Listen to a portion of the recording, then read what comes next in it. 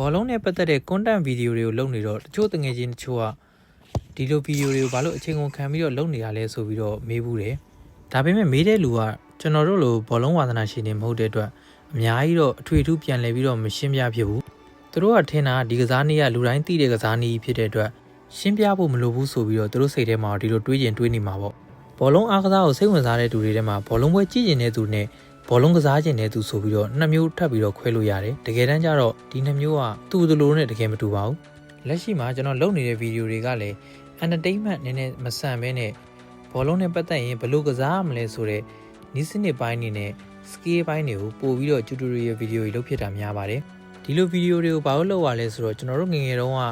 ဘောလုံးကစားကျင်တယ်ဆိုရင်အများနဲ့အဖွဲလိုက်ကစားတယ်ဆိုပေမဲ့ဘယ်လိုနီးစနစ်ကဘယ်လိုရှိတယ်ဘောလုံးကိုဘယ်လိုကန်ရတယ်ဆိုတာမျိုးတွေကိုသင်ပြပေးမယ်လူလည်းမရှိပါဘူးကိုကသိကျင်ရင်တော့မှရှာကြည့်ဖို့ရအခက်အခဲတွေလည်းရှိခဲ့ပါတယ်ပြီးတော့ဘောလုံးနဲ့ပတ်သက်ပြီးတော့တစ်ခုခုကိုတက်ချင်လို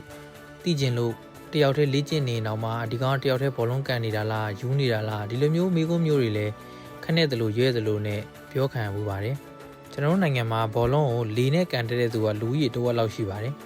်သူတို့ကိုယ်တိုင်သာတေချာမကန်တတ်တာသူများတော့ဆရာကြီးလုပ်တဲ့နေရာမှာတော့နေရာတကာကိုဆရာကြီးလုပ်နေတဲ့သူတွေကတအားပေါ်ပါတယ်အခုခေတ်က social media ခေတ်ဆိုတော့ကိုကဗီဒီယိုတစ်ပုဒ်တင်လိုက်ပြီဆိုရင်အနေနဲ့အရက်မှာနေတဲ့သူတွေအကုန်လုံးကဖုန်းတစ်လုံးရှိုံနဲ့ကြည့်လိုက်ပြီးတော့ဒါလေးကဒီလိုကန်ရတာပါလားဆိုတာလေးကိုသိသွားမယ်ဆိုတဲ့စိတ်လေးနဲ့ပဲဗီဒီယိုတွေကိုစလုပ်ဖြစ်ခဲ့တာပါ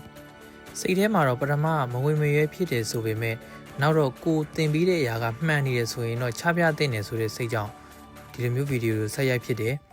ကိုယ်တိုင်ကလက်ရွေးစင်လည်းမဟုတ်ဘူးဒါပေမဲ့ professional ဘောလုံးသမားတစ်ယောက်ထိဖြစ်အောင်တော့ကြိုးစားခဲ့ဘူးတယ်ဒီဘောလုံးနဲ့ပတ်သက်ပြီးတော့ကိုယ့်ရဲ့ဆုံးဖြတ်ချက်နဲ့ကိုဆက်ပြီးတော့မကန်တော့တဲ့အနေအထားကြောင့်ဘောလုံးသမားမဖြစ်ခဲ့တာပါဒီဗီဒီယိုတွေလောက်ရခြင်းကအဓိကအကြောင်းရင်း၃ချက်လောက်ပဲရှိပါတယ်ပထမတစ်ချက်ကတော့ကိုလုံးအလိုမျိုးအချိန်အကြာကြီးလေ့ကျင့်ပြီးတော့မှသိရတာမဟုတ်ဘဲနဲ့လူတို့ရှင်းသိသွားစေဖို့နဲ့ဒုတိယတစ်ခုကဘောလုံးနဲ့ပတ်သက်ရင်သူတို့သိထားတဲ့အရာလေးတွေကတကယ်ဘဝမဟုတ်ဘူးဆိုတာကိုနားလည်စေချင်ပါတယ်တတိယတစ်ခုကတော့ဘောလုံးကန်တဲ့အခါမှာဘောလုံးဆိုတာအစုဖွဲ့နဲ့ကစားရတယ်ဆိုတဲ့ဥစ္စာလေးကိုကြည်ကြည်ပြတ်ပြတ်နားလည်စေချင်တာပါကျွန်တော်အပါအဝင်မြန်မာနိုင်ငံကလူငယ်အများစုကအသက်16-18မှာဘောလုံးနဲ့ပတ်သက်ရင်အခြေခံတွေတိတ်မပိုင်ကြပါဘူးဒါကကိုတွေးမှုလို့ဒီလိုမျိုးပြောရနိုင်တာပါကလပ်အသင်းတွေမှာအရွေးခံရလို့လေ့ကျင့်နေတဲ့အချိန်မှာတော့မှလူပေးတာတွေဘောလုံးလောင်းပတ်ကန်တာတွေဂိုးကန်တာတွေကစ်ကန်တာတွေကအစကျွန်တော်ကိုယ်တိုင်အဲ့ဒီအချိန်ကျမှတိတိကျကျပြန်သင်ခဲ့ရတာပါဘောလုံးကစားရဲဆိုတာကိုခန္ဓာအားကောင်းနေုံနဲ့မပြီးသေးပါဘူးဘောလုံးနဲ့ပတ်သက်တဲ့ sense လို့ခေါ်တဲ့အတွေးခေါ်တွေကောင်းမှုလည်းလိုပါတယ်နောက်တစ်ခုကလူငယ်တွေဘောလုံးအားကစားရတာဘဝကြီးဆိုပြီးတော့ဘာမှမလုပ်ဘဲနဲ့ဘောလုံးကိုပဲဇောက်ချပြီးလုပ်တယ်လုပ်နေရင်းနဲ့အရွေးခံရတဲ့လက်ရွေးစင်ဖြစ်သွားတယ်ဆိုရင်တော့ကောင်းတယ်ဒါမှမဟုတ်ဘဲနဲ့လမ်းခုလက်မှာကိုက injury ကြီးကြီးမားမားရလို့ဘောလုံးဆက်ပြီးတော့မကစားနိုင်တော့ဘူးဆိုရင်ကို့မှာ backup plan ဆိုတဲ့နောက်ထပ်အစီအစဉ်တစ်ခုကိုကြိုတွေးထားဖို့လည်းလိုပါတယ်ပြီးတော့ဘောလုံးကစားတာနဲ့ဒဏ်ရာရတဲ့အကြောင်းအရာကျွန်တော်တို့လူမျိုးတွေကဘောလုံးကိုကန်ကျင်တာသိတာဘောလုံးမကန်ခင်မှာအကျော်ရှော့တရတယ်ဆိုတာကိုသိနေပေမဲ့ live မလုပ်တဲ့သူတွေမှာအများကြီးပါပဲဒဏ်ရာရသွားပြီဆိုရင်လည်းဒီလူတွေကရှေ့ဆုံးကပါပဲဘလို့လူတွေဒဏ်ရာရတာအများဆုံးလဲဆိုတော့တခါတလေမှဘောလုံးဝင်ကန်တဲ့သူတွေအကျော်လည်းမလျှော့ဘူးဘောလုံးကန်ရတဲ့သဘောတရားကိုလည်းတခြားနားမလည်ပဲနဲ့ပျော်ကျင်အောင်တက်နဲ့ဝင်ကန်တဲ့သူတွေကမိနစ်ပိုင်းစက္ကန့်ပိုင်းလေးအတွင်းမှာဒဏ်ရာရတတ်ပါတယ်ကျွန်တော်တို့တွေအတွေးခေါ်ပေါ့နော်သူလည်းခြေနှချောင်းကိုလည်းခြေနှချောင်းဘာလို့မနိုင်ရမှာလဲဆိုတဲ့စိတ်မစခန်းချင်းစိတ်ရှိတာတော့ကောင်းပါတယ်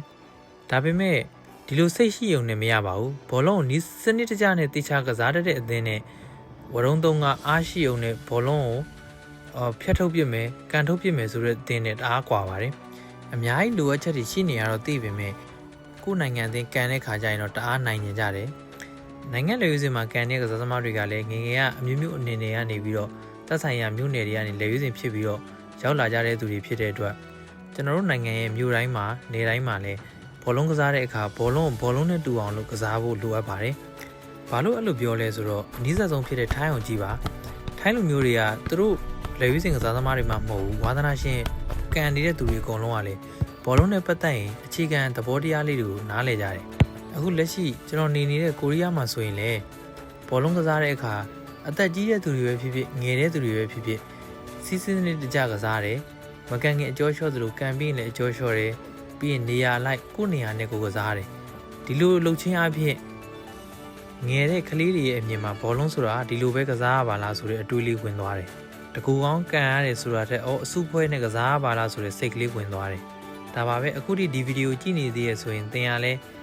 ဘောလုံးအားကစားကိုတကယ်ဝါသနာပါလို့အခုထိကြည့်နေနိုင်တာပါဒီဗီဒီယိုမှာတော့ပြောပြချင်တာကတော့ဒီလောက်ပါပဲဘောလုံးနဲ့ပတ်သက်တဲ့ဗီဒီယိုတွေဆိုရင်လည်း